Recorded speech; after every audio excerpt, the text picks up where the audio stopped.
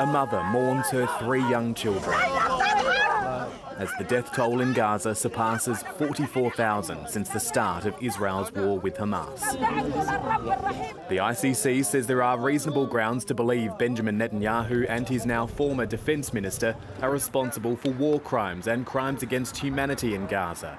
In Israel, there's outrage. What in God's name are they talking about in The Hague?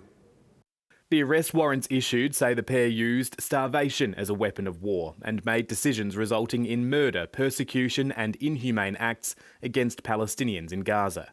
It said they directed attacks against civilians, deprived them of basic supplies such as food and water, and inflicted great suffering upon people who needed medical treatment.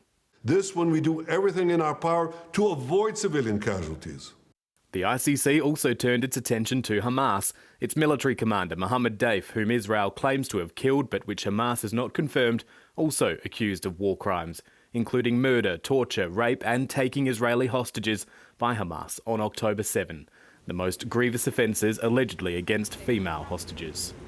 This is very significant, the recognition of the victims, that they're saying the truth. There are people out there who don't believe October 7 attacks happened. The ICC's prosecutor urging the more than 120 countries who are members of the court to cooperate with the warrants. Australia is among them. Israel is not and doesn't recognise the court's authority. Neither does Israel's closest ally, the United States.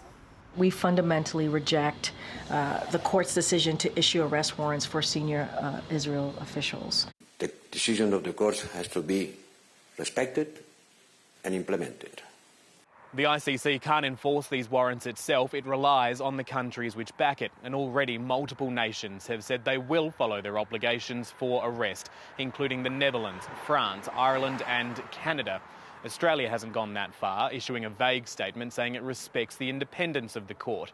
But aside from these warrants, this development will test how countries deal with the Israeli government diplomatically, given its leader now stands accused of some of the gravest of crimes.